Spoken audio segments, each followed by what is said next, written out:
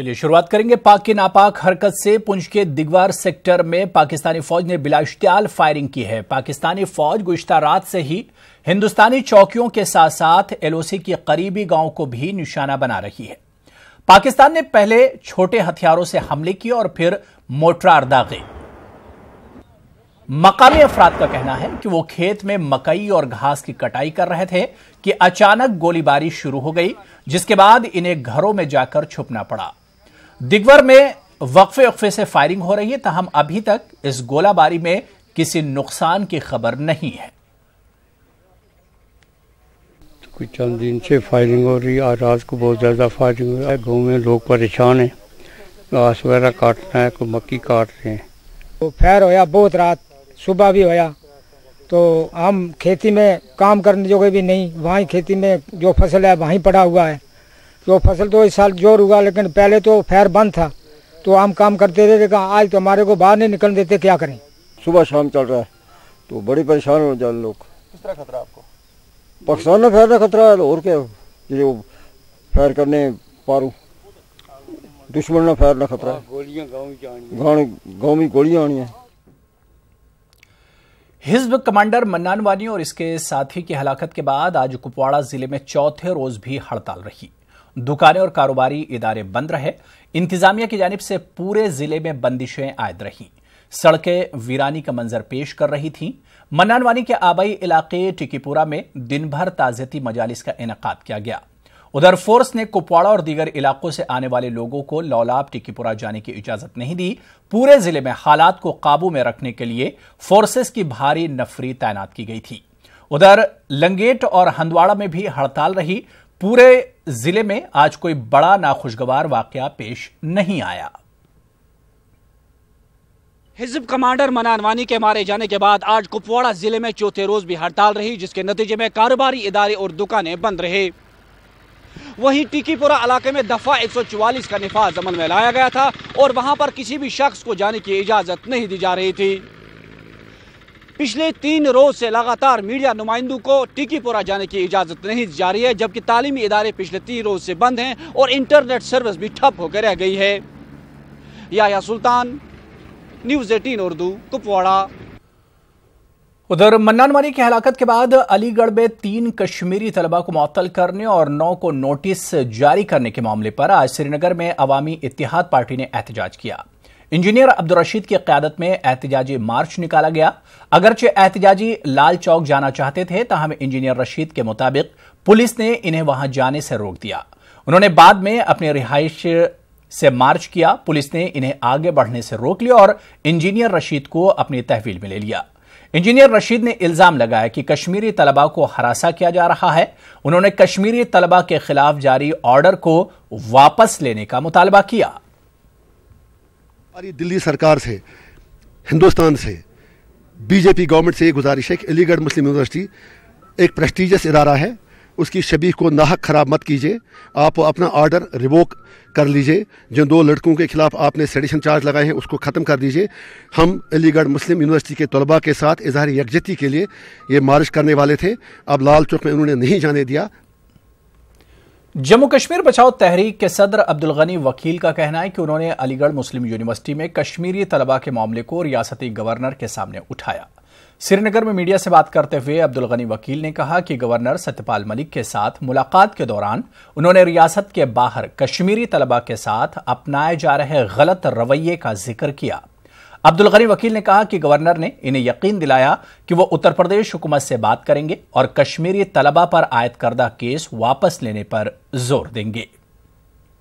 Governor साहब से मैंने कुछ रियासत की मौजूदा सूरत हाल, सियासी सूरत हाल, इक़्तिसादी सूरत हाल पर बातचीत की और ख़ासकर जो आज यहाँ एक बहुत बड़ा मसला है हमारी कश्मीरी तलबा का, जिनको रियासत से बाहर यूनिवर्सिटियों में, कॉलेजों में बड़ा खौफजदा किया जा रहा है।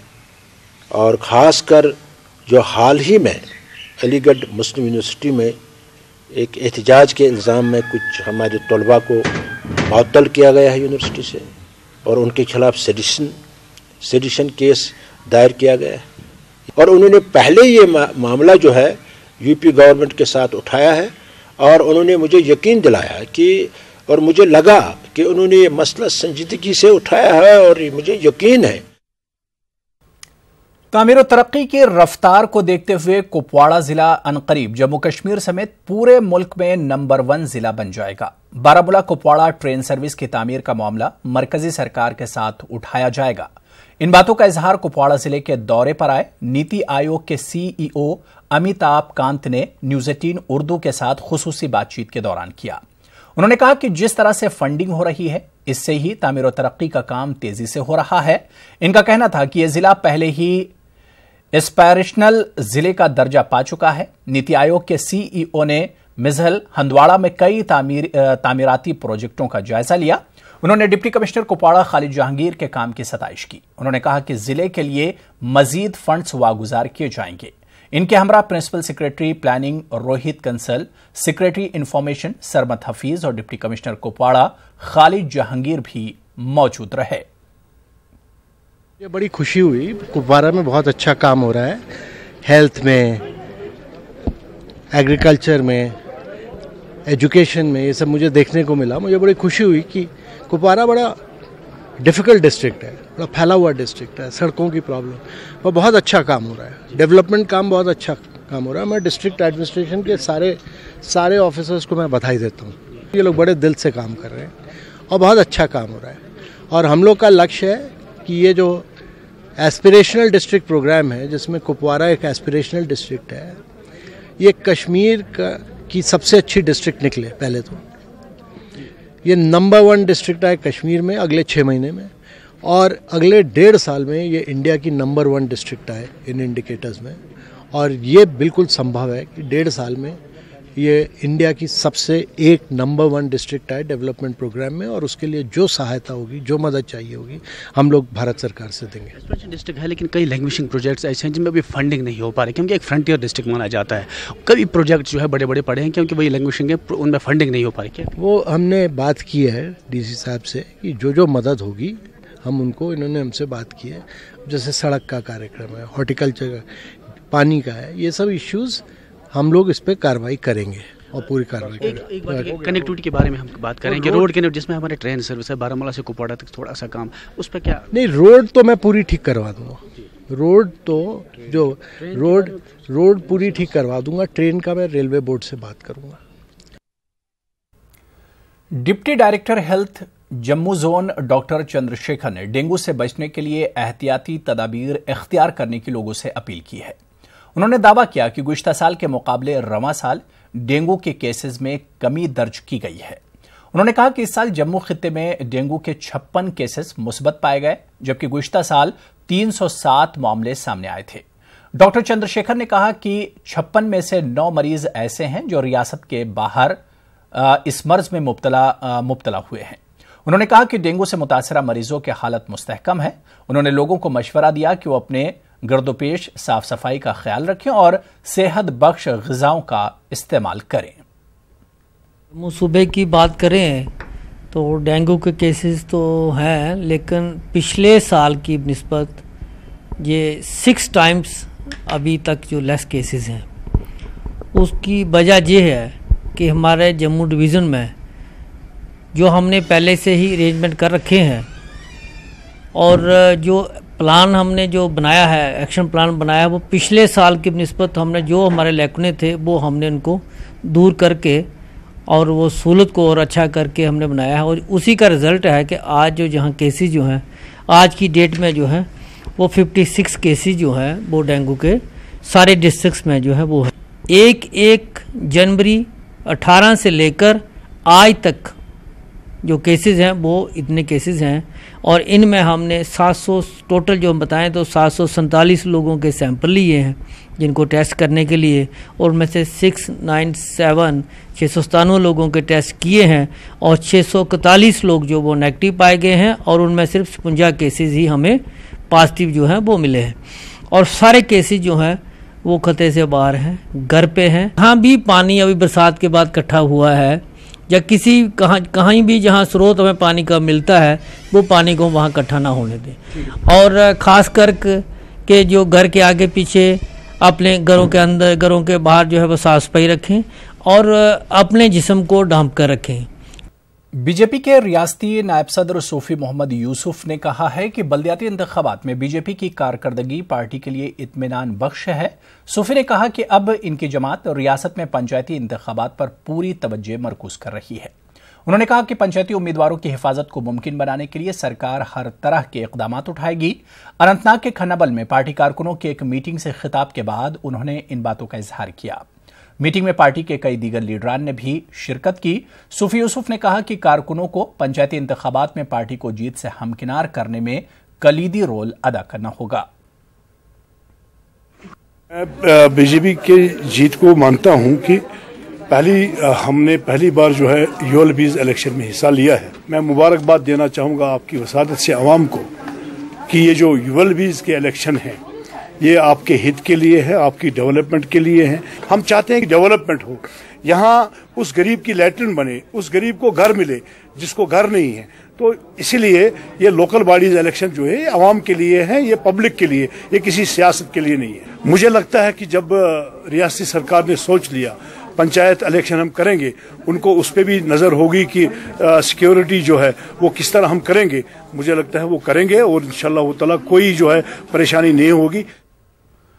Jammu Kashmir state power employees and engineers coordination committee ने श्रीनगर में एक प्रेस कॉन्फ्रेंस करते हुए महकमे बिजली की निष्कारी की मुखालफत की। उन्होंने कहा कि पहले ही मीटरिंग और बिलिंग का काम ठेकेदारों को सौंपा गया है और अब पूरे सेक्टर की निष्कारी करने से महकमे के हजारों मुलाजमीन बेरोजगार हो जाएंगे। कमेटी ने कहा कि इस मामले पर मुनज्जम एहतजाज किया जाएगा। गवर्नर इंतजामिया ने इक़्तिदार संभालते ही पावर सेक्टर को टारगेट बनाकर एडमिनिस्ट्रेटिव काउंसिल के डिसीजन के जरिए और बाद में एक एसआरओ इशू करके पावर सेक्टर को छोटी मुनक़सिम करके तकसीम करके कई कंपनीज बना के इसको धीरे धीरे प्राइवेट बड़े जो बैरूनी बड़ी कंपनियां हैं, बड़े ठेकेदार हैं, बैरूनी ठेकेदार, उनके हवाले करने का फैसला किया है। ये एक मसला है जो हमारे रोजगार के साथ जुड़ा हुआ है, ये मसला है जो हमारे सर्विस राइट्स के साथ जुड़ा हुआ है, ये मसला है जो यहाँ के अवाम के साथ जुड़ा हुआ है। Kashmir traders and manufacturers federation के एक वफ्द ने जनूबी कश्मीर के कई इलाकों का दौरा किया। फेडरेशन के सदर मोहम्मद यासीन खान की क़यादत में आए वफ्द ने ताजिर बिरादरी को दरपेश मसाइल और मुश्किलात का जायजा लिया। वफ्द ने काज़ीगुंड अनंतनाग में भी ताजिर बिरादरी के नुमाइंदों से मुलाकात की और इनकी मुश्किलात के बारे में वाकफियत हासिल की। वफ्द में शामिल मेंबरान ने ताजिर बिरादरी को यकीन दिलाया कि वो इनके मामलात के इजाले के लिए हर मुमकिन कोशिश करेंगे। KTMF की जानिब से हर तरह का ताउन भी फराहम किया जाएगा। गवर्नमेंट सेकेंडरी स्कूल लालपुरा बीरवा की 2 मंजिला इमारत की स्लैब और दीवारों में लगातार शगाफ पड़ने की वजह से स्कूल में ज़ेर तालीम तलबा और असातिज़ा खौफजदा हैं। स्कूल में बुनियादी सहूलियात का भी फुकदान है। बताया जाता है कि इस इमारत को 60 लाख रुपये की लागत से 2015 में रमसा स्कीम के तहत तामीर किया गया था। लोगों ने इल्जाम लगाया कि बिल्डिंग में नाकिस और कम सीमेंट इस्तेमाल किया गया। स्कूल इंतजामिया का कहना है कि उन्होंने इस हवाले से महकमे के आला अफसरान को जानकारी दी, मगर कुछ नहीं किया गया। उधर महकमे के अफसरान ने न्यूज़ 18 से फोन पर बात करते हुए कहा कि वो बहुत जल्द इस मामले की तहकीकात करेंगे। हमें पढ़ते वक्त ये खौफ होता है कि कहीं दीवार ना गिर जाए। हमें ग्राउंड में पढ़ना पड़ता है। पीने के पानी की फैसिलिटी है और ना ही बाथरूम फैसिलिटी। हमें घर टॉयलेट करने के लिए जाना पड़ता है। क्लास में खौफ किस हालत में बिहित हेरी तालो फुटम तमिक कोतरन छोट वथान बिहित रूड वोचम यूनिफॉर्म गसान खराब पे प्रह दो छलन घर सुबह कर तीजा बेजी तक सो बिल्डिंग सेफ क्या तुहर जबान सेफ इत वसित है कि हाई स्कूल है, यहाँ बालिग बच्चियाँ पढ़ती हैं, बच्चे पढ़ते हैं, तो बहुत मुश्किल हो जाता है यहाँ पर उनका आना। वो लोगों के घरों में जाते हैं। हमारे लिए खुद हमारी भी प्रॉब्लम है, हम भी दूसरे घरों में जाते हैं यहाँ। तो ये देखो, जबकि हुकूमत दावा कर रही है यहाँ स्वच्छ भारत अभियान चल रहा है, हमारा तो यहाँ कंप्लीट हुआ है, हम ये हमारा हाई स्कूल है, हमने कितनी एप्लीकेशंस दी है, आला हुकाम तक ये बात पहुंचाई है, मगर अभी तक इसकी कोई सुनवाई नहीं। Senior CPIM leader Mohammad Yusuf Tarigami ने जिला रामबन के सिंगलदान में सीटीयू वर्कर्स यूनियन के कन्वेंशन में शिरकत की। प्रोग्राम में बड़ी तादाद में वर्करान और तंजीम के ओहदेदारान ने शिरकत की। मुकर्रिर ने सिंगलदान इलाके में जारी रेलवे प्रोजेक्ट्स में काम कर रही तामीराती कंपनियों की जानिब से मजदूर तबके के साथ इस्तेहसाल का इल्जाम लगाया। यूसुफ तारेगामी ने वर्करान को यकीन दिलाया कि वो रियासती और मरकजी हुकूमत के साथ लेबर कवानीन के निफाज को लेकर बात करेंगे। उन्होंने जिला इंतजामिया और तामीराती कंपनियों को मकामी नौजवानों को रोजगार के मौके समेत इन्हें लेबर कवानीन के मुताबिक मुशाहिरा देने का मुतालबा किया। मसाइल हैं हमारे मजदूरों के, कुछ मसाइल है यहाँ के आवाम के, और सबसे अहम मसला जिस पर कई बार यहाँ एहतजाज भी होता रहा, वो सवाल है कि मजदूरों को मिनिमम वेजेस मिलने चाहिए जो प्रेस्क्राइब किए हैं गवर्नमेंट ऑफ इंडिया ने, जो खैरात नहीं है बल्कि हक है। ये कहना भी मुनासिब होगा। जहाँ तक का ट्रेड यूनियन उसका ताल्लुक है, हमारी ये मांग रही है कि जो minimum wages government of India ने मुकर्रर किए हैं वो बहुत कम हैं, उनमें इजाफा होना चाहिए। और CITU की मांग रही है कि 18,000 तक मिनिमम वेजेस मुकर्रर होने चाहिए। डोडा जिले के मजाफती इलाके कास्तीगढ़ में तिब्बी सहूलियात मुहैया नहीं है। 20,000 से ज्यादा आबादी वाले इस इलाके के प्राइमरी हेल्थ सेंटर में सिर्फ एक मेडिकल असिस्टेंट ही है। यहां हेल्थ सेंटर कायम तो किया गया मगर डॉक्टर का तकर्रुर नहीं किया गया। मकामी अफराद को इब्तिदाई तिब्बी इमदाद के लिए भी जिला हेडक्वार्टर जाना पड़ता है। लोगों का कहना है कि इलेक्शन के मौके पर पार्टियां बड़े बड़े दावे करती हैं और फिर इलेक्शन के बाद यहां पलटकर नहीं दिखाई देती। लोगों ने हेल्थ सेंटर में डॉक्टर के साथ मुनासिब स्टाफ की तैनाती का भी मुतालबा किया। 20-25 साल से कोई MBBS डॉक्टर ही नहीं है। यहाँ सिर्फ एक मेडिकल असिस्टेंट, एक कोई नर्स, एक कोई चपरासी, 2-3 आदमी हैं। बाकी ये बिल्डिंग बने हुए 3-4 साल हुए हैं। न्यू PHC बिल्डिंग बनी है लेकिन अभी तक कोई स्टाफ नहीं है इसमें। ना दवाई है, ना और किस्म की कोई सहूलियत है, ना लेबॉर्ट्री है। हमारी ये डिमांड है अभी कि हमें कम से कम एक MBBS डॉक्टर दिया जाए। कितना पहाड़ी इलाका है, फिलहाल यहाँ तक पहुँचने में 15-15, 20-20 किलोमीटर लोगों को पेशेंट जो है वो पालकी में उठा कर लाना पड़ता है। और अगर यहाँ भी डॉक्टर न हो तो यहाँ से वो दूसरी जगह जब पहुँचेंगे तब तक तो 2 दिन का सफ़र हो जाता है। जब वो आदमी 2 दिन के बाद अस्पताल पहुँचता है, बेहतर है कि उसको फिर घर में ही मरने दिया जाए, उसका इलाज करवाने की ज़रूरत है। लद्दाख खिते के दरास में सब डिस्ट्रिक्ट अस्पताल के बाहर एक गधा मुर्दा पाया गया। इसके बाद इलाके के लोगों ने यहां साफ सफाई को लेकर सवाल खड़ा किया। बाद सयाहों ने भी इसे मौजूए बहस बनाया। मकामी अफराद का कहना है कि स्वच्छ भारत अभियान के नाम पर हुकूमत बड़े बड़े दावे करती है, लेकिन दरास में सफाई को लेकर ये दावे खोखले साबित हो रहे हैं। लोगों ने दरास में म्युनिसिपल कमेटी कायम करने का मुतालबा किया। SDM दरास का कहना है कि गंदगी फैलाने वालों के खिलाफ सख्त कार्रवाई की जाएगी। डिस्ट्रिक्ट कारगिल की तरफ से कोई भी यहाँ जो है सफाई के लिए कोई आदमी नहीं दिया हुआ है। प्रधानमंत्री बोलता है कि स्वच्छ भारत, स्वच्छ भारत। क्या स्वच्छ भारत है? देखो आप खुद देख रहे हैं, कहीं गद्दे मर रहे हैं तो कभी कहीं बकरियां और कुत्ते मर कर रहे हैं। तो यहाँ म्यूनिसिपल कमेटी कोई नहीं है डिस्ट्रिक्ट की तरफ से। यहाँ जो 2-4 आदमी है, दुकानदार और आर्मी वाले और द्रास की एडमिनिस्ट्रेशन की तरफ से दिए हैं, वो सफाई करते हैं। वो संडे को नहीं आते, उनको छुट्टी रखा है जी। तो द्रास जो है गेटवे ऑफ लद्दाख है, लद्दाख कारगिल का चेहरा ही है। कोई भी जो भी VIP आए, डिस्ट्रिक्ट का अफसर आए, यहाँ से ही गुजरेगा। तो आप देख सकते हैं यहाँ के हालात, यहाँ के ही मार्केट में सफाई नहीं होगा, यहाँ के अस्पताल में डॉक्टर नहीं होगा, यहाँ के हर कहीं कोई भी मुलाजिम नहीं होगा, यहाँ पर ही इलाज नहीं होगी, तो समझो पूरा लद्दाख का निज़ाम दरम भरम है। जैसे बोल रहे हैं गधे को फेंक के वहाँ पर रखा गया हॉस्पिटल के सामने, ये बड़ा अनफॉर्चुनेट है। इस पे हम कड़ी से कड़ी कार्रवाई लेंगे कि इसको किसने यहाँ पर फेंक के यहाँ पर रखा हुआ है। म्युनिसिपल कमेटी तो यहाँ पर नहीं है। बट मैं आपको बताना चाहूंगा कि स्वच्छ भारत अभियान के तहत हमने बहुत सारी यहाँ पर मुहिम भी चलाई। हमने पूरे दरास सब डिवीजन को साफ रखने का एक निर्णय लिया है और साथ साथ में यहाँ के जितने भी दुकानदार हैं उन्होंने भी एक कमेटी बनाई हुई है। उस कमेटी के तहत रेगुलर बेस पे यहाँ पर सफाई होती है और यहाँ पर बहुत ही अच्छी सफाई है।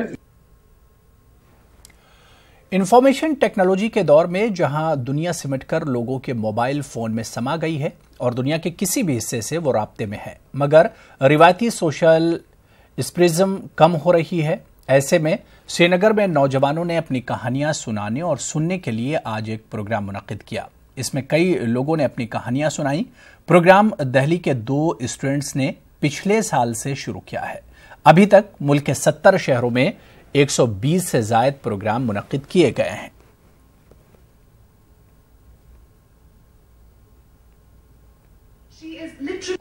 ये प्लेटफॉर्म है जहाँ पे हम ऐसे इन चीज़ों को प्रमोट करना चाहते हैं और यूजुअली हम देखते हैं ऐसे इवेंट्स होते हैं, लेकिन वहाँ पे जो स्पीकर्स होते हैं यूजुअली वो कुछ सेलिब्रिटीज़ होते हैं या लोकल सेलिब्रिटीज़ और any one like them, but commoners को ये अपॉर्चुनिटी नहीं मिलती है। बट हम स्टोरीज़ व शेयरिंग में हम ये बिलीव करते हैं कि हर एक की स्टोरी इंपॉर्टेंट है, मेरी, किसी और, आपकी, हर एक की स्टोरी इंपॉर्टेंट है। So they should get a platform for it too. अपनी स्टोरी शेयर कर पाते, हमारे लाइफ एक्सपीरियंस, जैसे बहुत लोग ऐसे थे जिन्होंने अपनी सैलाब से रिलेटेड स्टोरी बताई, किसी ने अपने एजुकेशन के बारे में स्टोरीज़ बताई, मैंने अपनी लाइफ के बारे में स्टोरीज़ बताई। तो बहुत अच्छा प्लेटफॉर्म मिला हर एक इंसान को अपनी खूबियाँ जाहिर करने के लिए। हारमोनी इंडिया ने आज जम्मू में कश्मीरी म्यूजिक एल्बम सोज़े दिल जारी किया। रियासत भर से मुख्तलिफ गुलकारों ने इस एल्बम में अपना ताउन पेश किया है।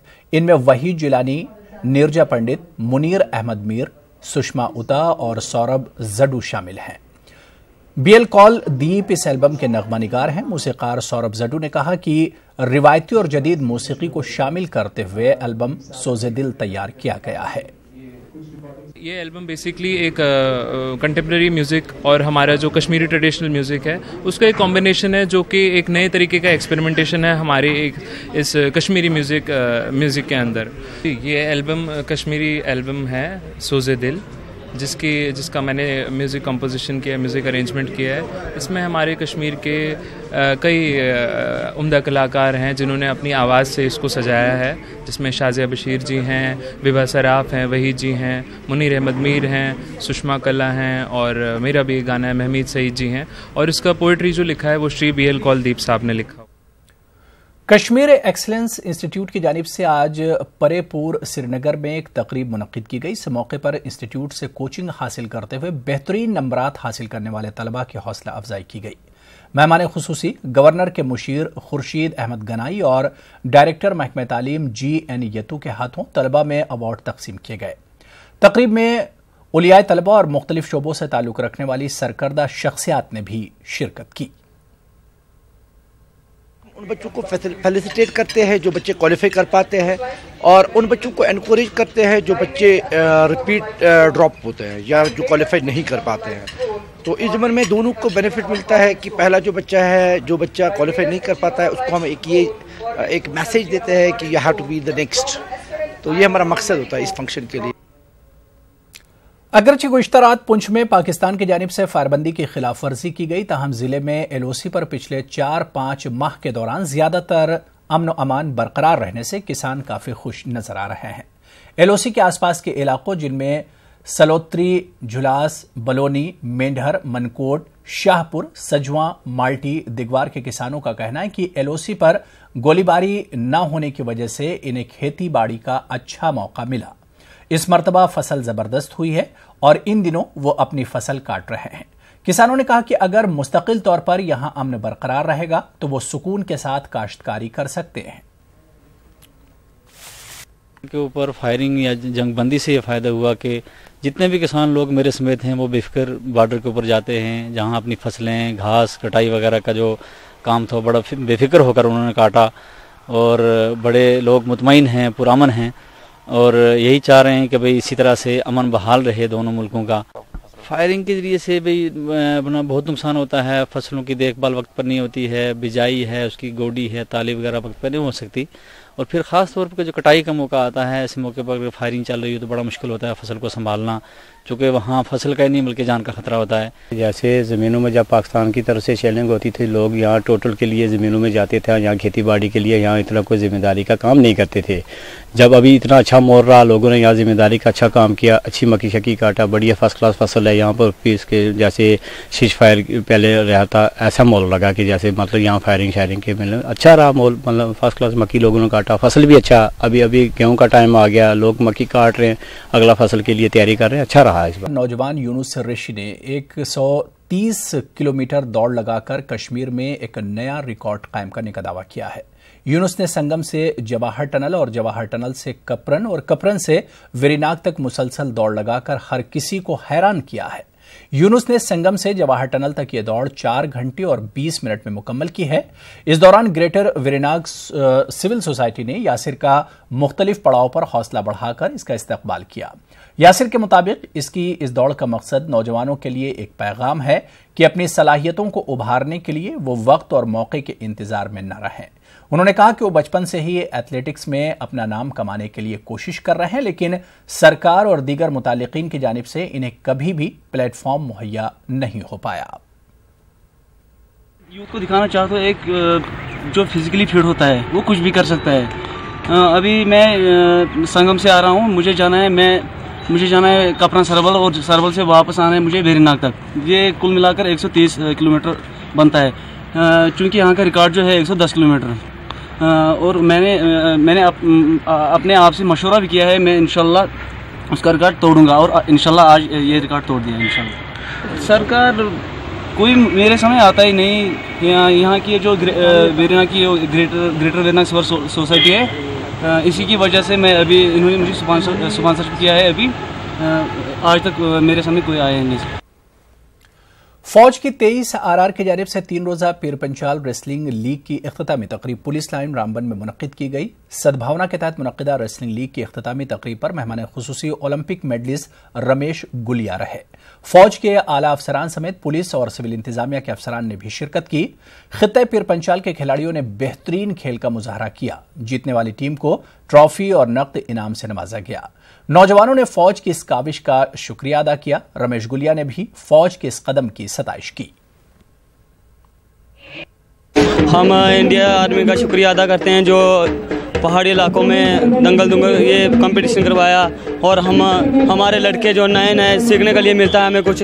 हम चाहते हैं कि हम इंटरनेशनल तक नेशनल तक खेलें, हमारे जो लड़के हैं वो आगे तक जाएं। यहाँ हमारे पीर पंजाल के जो आर्मी हैं इनका मैं धन्यवाद करना चाहता हूँ जो इन हर साल ये कंपटीशन करवाते हैं। चाहे आप स्पोर्ट्स की फील्ड है या पढ़ाई की फील्ड है, आप अपना बेस्ट करिए। आप उसमें से बीच में रास्ता भटक जाते हैं, वो आपके ना तो फैमिली के लिए ठीक रहेगा, न आपके खुद के लिए ठीक रहेगा। आप स्पोर्ट्स करोगे, आपको इंटरनेशनल लेवल पर अच्छी पहचान मिलेगी, अच्छे से मान सम्मान देगी, आपको अच्छी जॉब मिलेगी, आपका भविष्य है वो अच्छा रहेगा, आपको वर्ल्ड लेवल पर लोग जानेंगे, आपको पैसा भी मिलेगा, इज्जत भी मिलेगी। हम इज्जत के लिए जीते हैं और वो हमें अच्छा कार्य करेंगे तो हमें इज्जत। आईजीपी ट्रैफिक बसंत रथ ने आज भदरवा का अपना पहला दौरा किया। इस मौके पर आईजीपी ने ट्रांसपोर्ट यूनियन ड्राइवर्स कंडक्टर्स के नुमाइंदों के हमरा मीटिंग की, जिसके बाद उन्होंने पीजी कॉलेज भदरवा में तलबा के साथ तबादला ख्याल किया। उन्होंने शुरका से कहा कि वो ट्रैफिक कवानीन की पासदारी करें। आईजीपी ने मेटाडोर यूनियन के नुमाइंदों से भी बातचीत की। इस मौके पर उन्होंने ड्राइवरों से कहा कि वो ओवरलोडिंग और रैश ड्राइविंग न करें।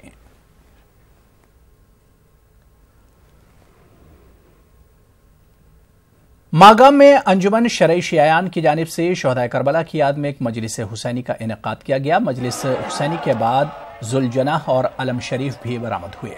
मातमी जुलूस में हजारों की तादाद में अज़ादारों ने शिरकत की। अज़ादारों ने मरसिया और नोहाखानी करके शोहदाए करबला को खिराज अक़ीदत पेश किया। उधर इमामबाड़ा यागीपुरा में अंजुमन शरई शियायान के सदर आगा सैयद हादी ने खिताब करके शोहदाए करबला पर रोशनी डाली।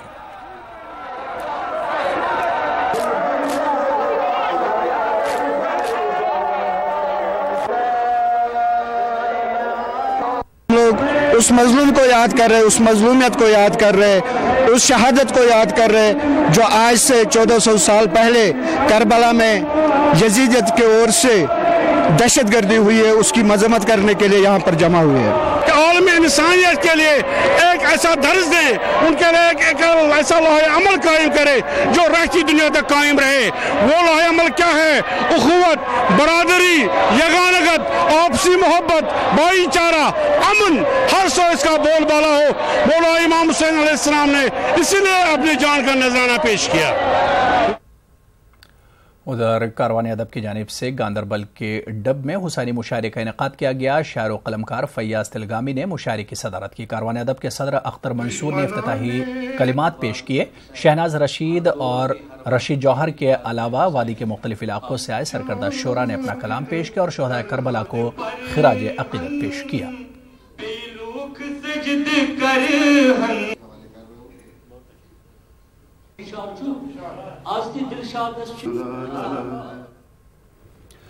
बीजेपी के रियासती सदर और नौशहरा के रुकन असम्बली रविंदर रैना ने अपने हलके के सुंदरबनी इलाके में एक ट्रांसफार्मर का इफ्तिताह अंजाम दिया। इस मौके पर रविंदर रैना ने कहा कि नौशहरा और सुंदरबनी में आइंदा दिनों भी मजीद ट्रांसफार्मर्स लगाए जाएंगे।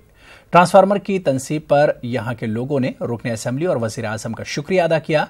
प्राइम मिनिस्टर सौभाग्य स्कीम के तहत इस ट्रांसफार्मर की तनसीब की गई है।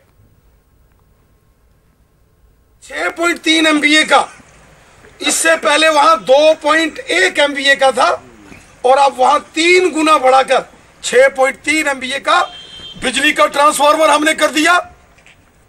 इससे कांगड़ी, बाजाबाई, ठिचका, सूफा, ना, कलासरा से लेकर सेरी, सियाल, कलाल, मंग्योट, ढींग तमाम एरिया तक बिजली की कोई दिक्कत नहीं रहेगी, कोई कट्स नहीं रहेंगे।